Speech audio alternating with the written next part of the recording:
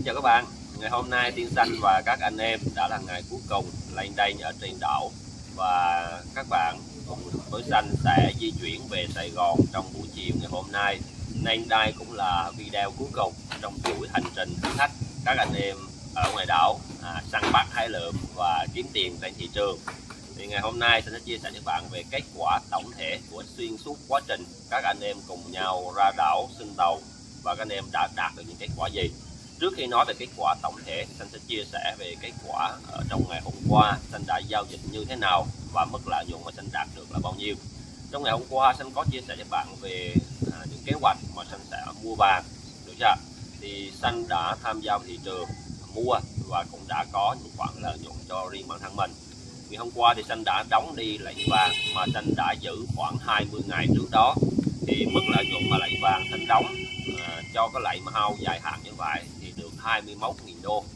Và ở đây thì Xanh sẽ chia sẻ với bạn về mức lợi nhuận luôn thực tế ở trên tài khoản để các bạn có thể xem.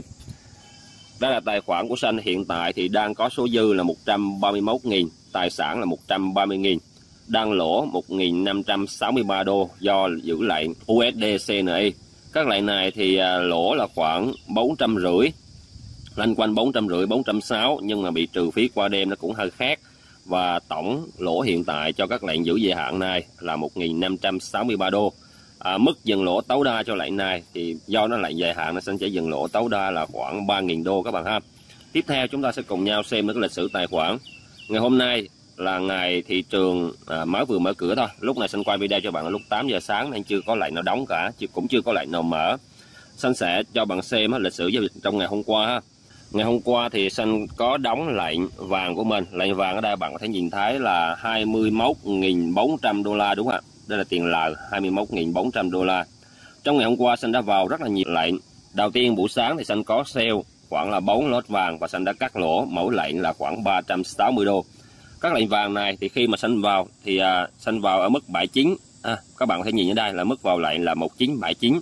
Cắt lỗ là 1980, tức là giá chỉ di chuyển và nó chạy sai lại từ 1 đến 2 giá là Xanh đã cắt rồi. Các bạn có thể nhìn thấy rất là rõ đây nha.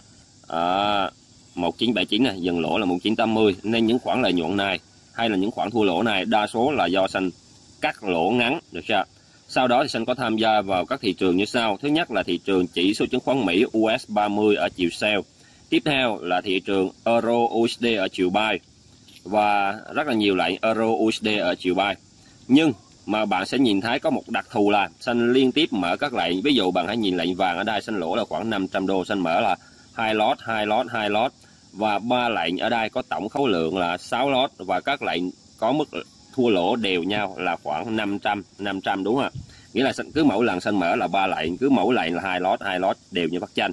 Các lệnh Euro USD ở dưới này cũng tương tự như vậy. Nhưng các bạn hãy quan sát như sau. Thứ nhất là chúng ta chưa xét đến việc phân tích ha, chúng ta chỉ xem kết quả thôi. Thì các bạn sẽ nhìn thấy là cái mức lỗ trung bình của Xanh nó sẽ dao động là khoảng là từ 300, được chưa? Có những lệnh là 100 này, 170 này, lệnh 300 và lệnh 500. Thì trung bình là các lệnh của Xanh sẽ thua lỗ là khoảng là 300, được chưa các bạn? Ha, chúng ta sẽ cho dao động ở mức từ 300 đến 400 đô. Đây các bạn sẽ nhìn thấy ha. Nhưng trong ngày hôm qua thì mỗi lệnh Xanh chốt là Xanh sẽ chốt được 6.000 đô. Nghĩa là nếu mà Xanh lỗ trung bình từ 300 đến 400 đô mà Xanh chốt là ở đây là 6.700 nè, 6.600, 6.700. Thì cứ một lệnh mà Xanh thua thì Xanh sẽ chốt là khoảng là đâu đó cũng gần 20 lần nha. Khoảng đâu đó là 20 lần. Đây là các lệnh vàng ngày hôm qua ha. Lệnh vàng. Đây là các lệnh vàng.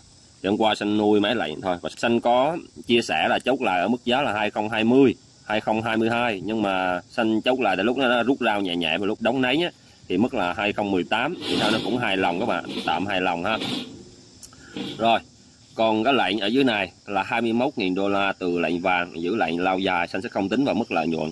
Vậy thì tổng kết lại, trong ngày hôm qua Xanh kiếm được bao nhiêu tiền? Xanh kiếm được là 33.900 đô. Thì trừ cho 21.000 đô của lệnh vàng đã giữ dài hạn thì Xanh đã kiếm được khoảng là 12.900 đô. Xanh kiếm được 12.900 đô trong ngày hôm qua cho các lệnh vàng của mình. Được chưa? Bạn có thể nhìn thấy ở đây các lệnh của Xanh đều đa số là cắt lỗ rất là ngắn. Và khá là xui khi các lệnh US 30 Xanh sell xuống Xanh không giữ. Lệnh Euro USD Xanh mua lên nhưng mà Xanh lại không giữ, Xanh cắt lỗ sớm. Ở đây Xanh chỉ với bạn kết quả ở trên đồ thị các bạn ha. Đây mình sẽ cho bạn xem. Và mình sẽ mở khung thời gian 1 giờ.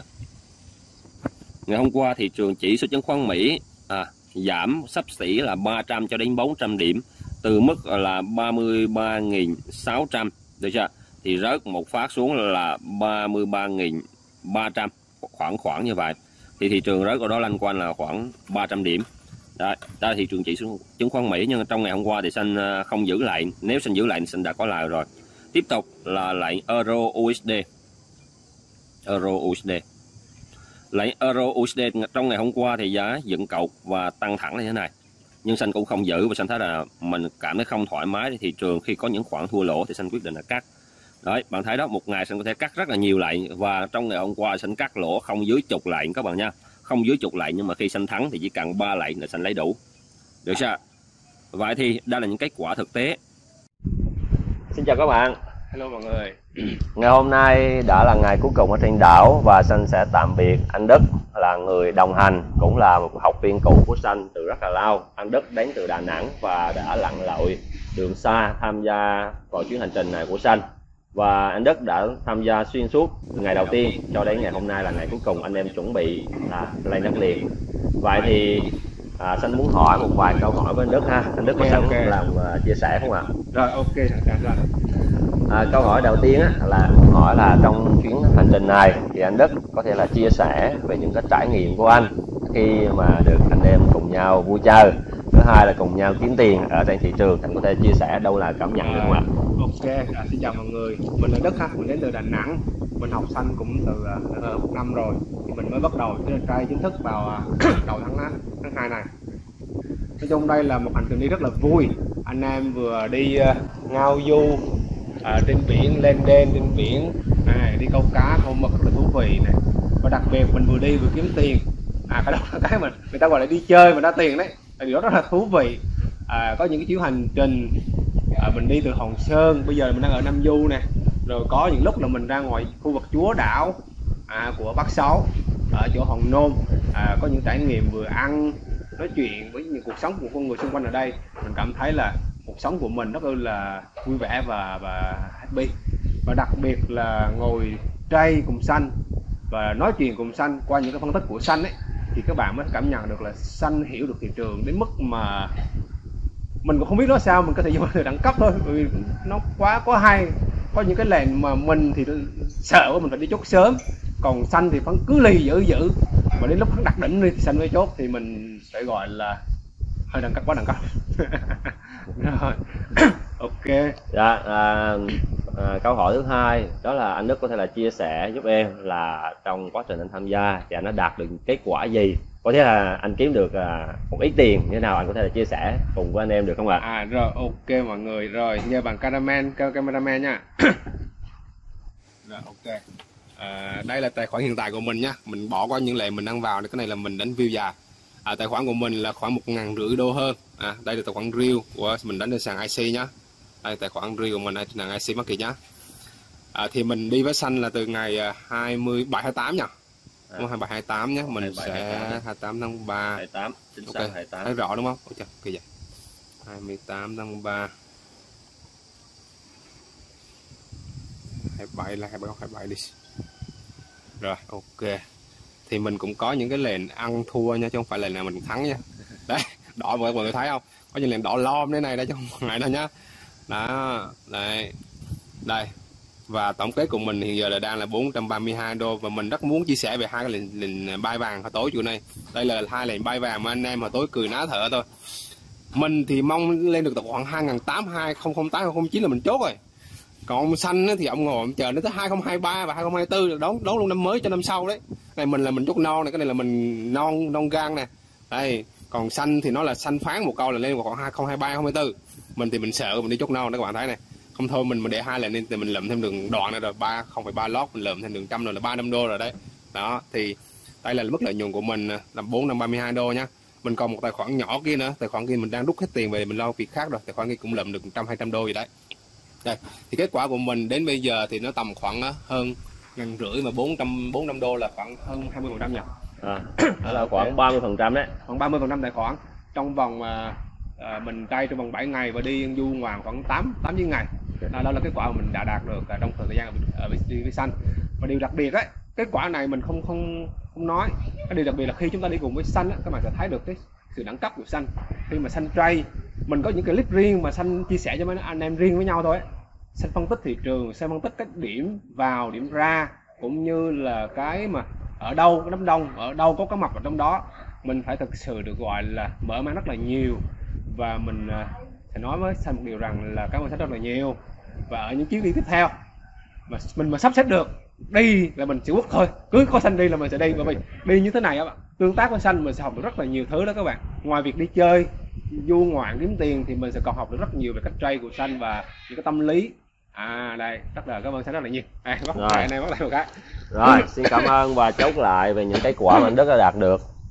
Trong xuyên suốt quá trình đi, anh Đức đã sử dụng một tài khoản nhỏ của một nhà đầu tư cá nhân vào trên sàn IC. Anh ấy đã có số vốn là 1.500 đô và đạt được mức lợi nhuận là thêm khoảng đâu đó là hơn 400 đô la, nghĩa là anh ấy đã đạt được khoảng tầm 30%, sắp xỉ lanh quanh 30% tài khoản chỉ trong vỏn vẹn là một tuần khi anh em cùng nhau tham gia vào chuyến hành trình này. Chuyến hành trình này có anh Đức nên là anh em rất là vui, bởi vì anh Đức giúp xanh là khắc phục điểm yếu là xanh không nhậu được, thì anh Đức là đậu trưởng đậu tiếp bia. Khi mà gặp các gọi là những người gọi là đồng hành khác nữa, ví dụ mình gặp là anh này anh kia này, rồi gặp một số người đặc biệt nè, gặp chúa đảo này, anh Đức đã thay xanh là tiếp bia. Rất là cảm ơn anh Đức ha. Và chuyến hành trình này thì rất là vui khi được có sự có mặt của rất là nhiều anh. Ví dụ trước đó là anh Luân đã tham gia với xanh khoảng là từ hôm thứ Ba cho đến hôm thứ Bảy, và với anh Đức đã tham gia đến dân chơi hết mùa luôn các bạn, đã tham gia hết chương trình luôn. Và đó là cảm ơn các bạn đã theo dõi cái chuyến hành trình này. Đó là chuyến hành trình thực tế từ Tiên Xanh, và mọi kết quả này nó không mang tính chất là khoe khoang, nhưng mà giúp cho mọi người có thêm cái động lực từ thị trường. Là người Việt Nam chúng ta hoàn toàn có đủ năng lực để có thể kiếm tiền trên thị trường thế giới. Và đặc biệt hơn nữa, chúng ta có thể làm được. Nếu chúng ta thấy ai đó làm được thì chúng ta cũng cho mình cơ hội để có thể làm được các bạn ha. Chỉ là chúng ta chưa biết cách mà thôi. Mọi con đường thì nó đều dẫn đến một cái đích, nhưng cái đích đó thì chúng ta phải biết đó là đích gì, mình có mong muốn đến cái đích đó hay không, và con đường nào đến đích. Và ngoài ra nếu có một người bạn đồng hành thì dù con đường xa đến mấy thì chúng ta đi nó cũng cảm thấy gần hơn. Đây là một cái thông điệp mà xanh muốn truyền tải cho các bạn, và Tiên Xanh xin cảm ơn các bạn đã theo dõi đến hết chương trình. Ok, cảm ơn các bạn.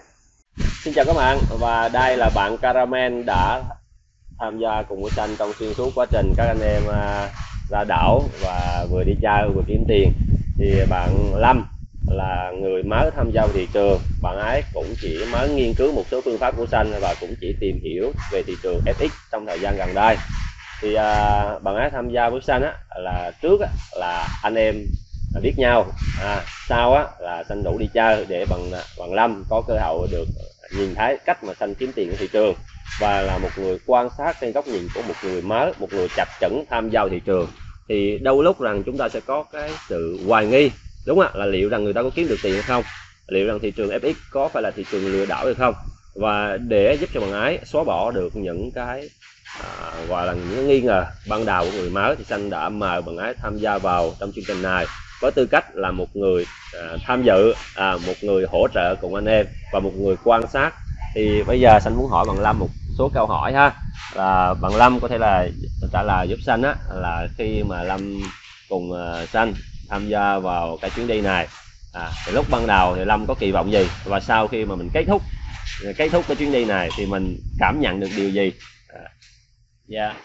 Xin chào cộng đồng chào anh Xanh ạ. Thì em là Lâm, em tham gia vào thị trường này mới tìm hiểu thôi, thì tầm khoảng 3 đến 4 tháng. 3 đến 4 tháng thì mới học những thứ cơ bản, được anh Xanh dẫn dắt thì em bắt đầu học những cái phương pháp, đọc những cái tài liệu, những cái video trên YouTube của anh Xanh. Thì lúc đầu thì em cũng chưa tin mấy đâu. Đó, tại vì mới vào thị trường thì cũng bị thị trường nó đập cho tay tua.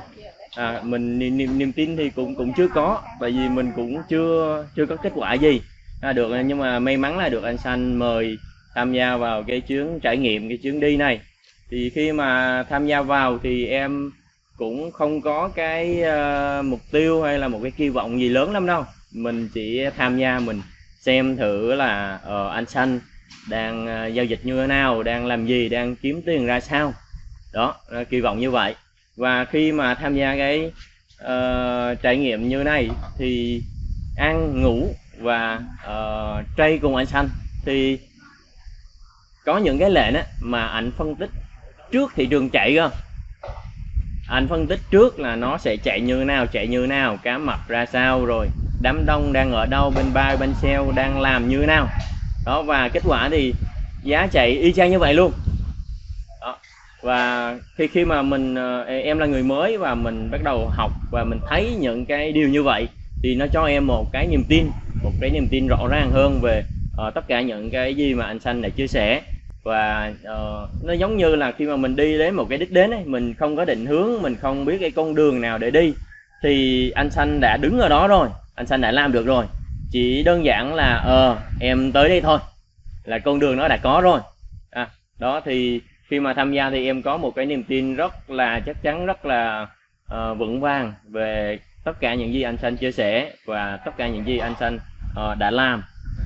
Đó, và em có cái niềm tin về phương pháp, về con đường em chọn.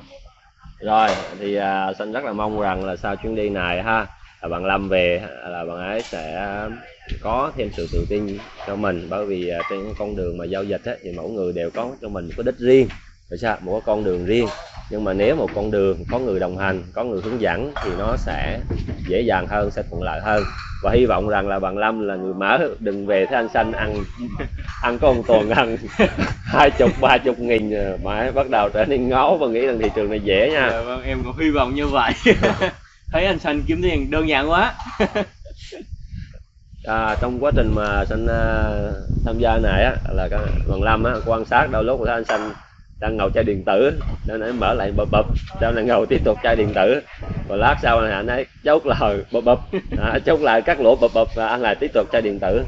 Không biết là anh ấy tại sao là bằng cái sức mạnh gì mà cứ ngồi chơi điện tử mà vẫn kiếm được tiền và cứ đi chơi suốt ngày, đúng không? Để chia sẻ với các bạn như này, thực ra cái công việc mà Xanh chơi điện tử này nọ là bởi vì Xanh không bao giờ quan tâm đến thị trường và giá chạy nào, mà chỉ quan tâm về kết quả.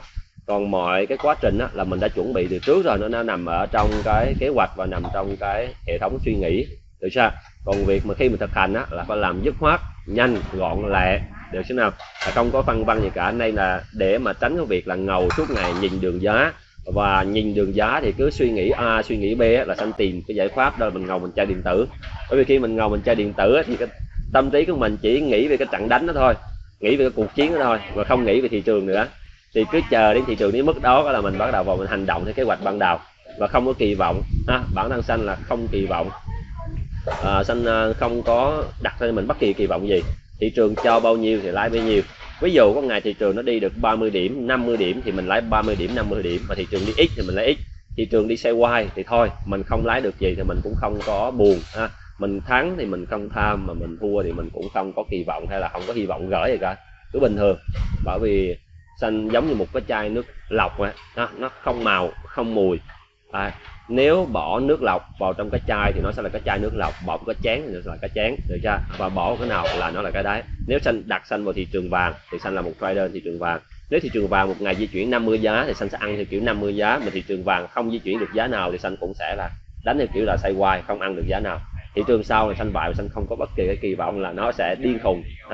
Và quá trình mà Xanh tham gia vào thị trường thì các anh em ở đây đều có thể nhìn thấy là họ thấy anh Xanh tại sao là có cái cách try nó buồn cười như vậy, cứ ngồi chai điện tử bập xong á chốt là, và anh ấy cứ nói như vậy. Anh ấy nói thị trường này tới đây và nó phân tích như vậy rồi, Thái như phân tích như vậy rồi. Còn việc anh em vào đôi lúc họ còn rén, họ còn sợ, nhưng mà anh Xanh nói xong rồi vô luôn, không suy nghĩ gì cả, cứ đúng thời điểm đúng mức giá là vô luôn, được chưa? Đến mức đó mà ta cảm thấy không ổn cắt lỗ luôn, và không có tiếc, không có hy vọng gì cả. Và cách đó chính là cách để mà Xanh có thể kiếm được tiền của thị trường, đó là tập trung vào đúng một việc, làm đúng khâu. Ví dụ khâu Xanh làm rất tốt khâu chuẩn bị và khâu xử lý kết quả. Còn những cái vào lệnh rồi mà ngồi cứ đi nhìn thị trường hoài thì không có ích gì với Xanh cả. Thường là những ngày rảnh này Xanh nhìn thị trường thì cũng khoảng 20 phút 30 phút mới nhìn một lần, chứ không có cứ dán mắt vào trong đô thị làm gì cả. Còn bằng ngày mà Xanh bằng á thì khoảng 1 tiếng 2 tiếng đồng hồ Xanh nhìn một lần, và đó là những cách mà Xanh xử lý tình huống của thị trường. Thì Xanh rất là cảm ơn bạn Lâm đã tham gia vào chuyến hành trình này, đã có những cái trải nghiệm cùng với Xanh, và hy vọng rằng là sau chuyến hành trình này Lâm về sẽ không bị ngáo. Bước đầu tiên là không bị ngáo, bước thứ hai á, là sẽ tự tin hơn trong những cái việc của mình, đó là lập kế hoạch này, chuẩn bị thị trường, biết cách phân tích và sẵn sàng để chào đón những kết quả tốt và những khoản lợi nhuận lớn khi mà thị trường đem đến cho chúng ta. Rồi, Tiến Xanh xin cảm ơn sự đồng hành và góp mặt của bạn Lâm ha. Rồi, giờ Tiến Xanh sẽ chia sẻ cho các bạn về kết quả giao dịch của Xanh trong xuyên suốt chuyến hành trình cùng với các anh em lên đây ngoại đảo. Ở đây là các lệnh USD CHN mà Xanh đã mua và dự định giữ dài hạn. Mức chừng lỗ mà Xanh dự kiến là khoảng âm 3.000 đô. Nếu mà Xanh cắt lỗ thì hiện tại nó cũng khá là tệ, bởi vì đây là đồng nhân dân tệ mà, nên kết quả hơi tệ một xíu. Thôi các bạn thông cảm ha. Và giờ Xanh sẽ chia sẻ cho các bạn về kết quả giao dịch của xuyên suốt quá trình. Trong xuyên suốt quá trình thì Xanh sẽ không tính các lệnh vàng giữ dài hạn, được chưa? Và không tính các lệnh là USD CHN này. Các bạn chỉ cần quan tâm đến là Xanh đã có bao nhiêu tiền lời ha. Giờ Xanh sẽ qua đây. Và ngày hôm nay thì Xanh chưa mở lệnh nào nên nó chưa có cái lịch sử gì cả ha. Đây, Xanh lót nè, chưa có nè. Giờ Xanh sẽ tùy chọn thời gian là ngày tham gia vào cái thử thách này. Đó là khoảng ngày 28 và kết thúc cái thử thách là vào ngày 6, được chưa? Ngày 6 tháng 4. Chúng ta sẽ chọn xem thử là liệu rằng Xanh đã kiếm được bao nhiêu tiền lợi nhuận. Ở đây thì Xanh đã kiếm được 77.000 đô la tiền lợi nhuận từ thị trường, rút ra là 5.000 đô. Trong này thì Xanh phải trừ ra đâu đó là cũng phải 3 đến 40.000 đô là tính cái thị trường vàng, bởi vì Xanh có 3 lệnh vàng, được chưa? Có 3 lệnh vàng giữ từ rất lâu và Xanh đã chốt các lệnh vàng đó. Thì ở đây thì Xanh sẽ trừ ra ít nhất một lệnh vàng cao nhất có mức lợi nhuận là khoảng 20.000, các lệnh khác thì có khoảng là 10 mấy nghìn nhé. Thì thôi Xanh sẽ cho là mình trừ ra cao nhất, mức maximum là 60.000 đô. Được chưa? 60.000 đô Xanh trừ ra luôn, maximum là 60.000. Thì Xanh có thể tính đơn giản thôi, thì mình lờ bèo trong một tuần đi chơi là khoảng 17.000 hoặc là hơn 17.000. Đó là mức mà Xanh trừ toẹt ra cho các lệnh vàng nha. Đấy, thì mình trừ ra 60.000 đô la tiền lời cho thị trường vàng thôi. Đó là 3 lệnh giữ từ rất lâu. Thì kiểu gì á, là trong một tuần vừa qua là Xanh cũng có lời được là 17.000 đô. Và Xanh đã rút ra 5.000, được chưa? Rút ra 5.000. Và cái số dư đây thì mình sẽ không tính đấy ha. Đây, các bạn có thể nhìn thấy là Xanh có các lệnh mua. Trong xuyên suốt quá trình thì các lệnh của Xanh thì nó lỗ cũng cả dài các bạn. Nhưng các bạn sẽ nhìn thấy như sau ha. Đây là mấy lần rút tiền nè, thì bạn sẽ nhìn thấy xuyên suốt quá trình này. Thì giả sử nhưng mà Xanh có lỗ thì bạn sẽ nhìn thấy là khoảng lỗ 300, đúng không? 350 đô nè, 350 đô nè, 180 này, 180 là không tính hai cái lệnh rút nha, hai lệnh rút là 5.000 đô rút ra nè, 180 đô la, đúng không? Lỗ 66 đô, 300 đô, 300 và cao nhất là 500 đô, được cho cao nhất là 500 đô. Còn lời cao nhất thì 6.000. Và thậm chí bạn có thể nhìn thấy các lệnh giữ dài hạn của Xanh là những lệnh mà lên đến 20, 30.000 là đều có cả nha các bạn. Rồi, thì đây là kết quả giao dịch của xuyên suốt quá trình. Thì tóm gọn lại là Xanh có lợi ít nhất là 17.000 đô la cho chuyến đi này, được chưa? Còn bạn nào mà kỹ mà ngồi soi các bạn sẽ thấy là Xanh có nhiều hơn. Nhưng mà thôi Xanh tính sơ ha. Thì đây là kết quả mà Xanh đã đạt được trong xuyên suốt quá trình. Và các anh em khác thì cũng đạt được những cái kết quả tương tự như Xanh. Tuy rằng là họ không có những tài khoản lớn như Xanh, họ cũng chỉ có những tài khoản nho nhỏ thôi, nhưng những kết quả của họ đã tốt hơn và nhìn thấy rằng là họ có lợi nhuận dương. Tiên Xanh xin cảm ơn các bạn đã theo dõi chuyến hành trình này từ Tiên Xanh. Nếu bạn thấy những chia sẻ của Xanh là hay và hữu ích, hãy ủng hộ Xanh ra thêm những video mới bằng một nút like và subscribe của kênh YouTube. Nhấn vào nút hình quả chuông bên cạnh để mỗi khi Xanh ra những video mới thì bạn sẽ là người đầu tiên nhận được thông báo. Tiên Xanh xin cảm ơn và hẹn gặp lại các bạn trong những video tiếp theo.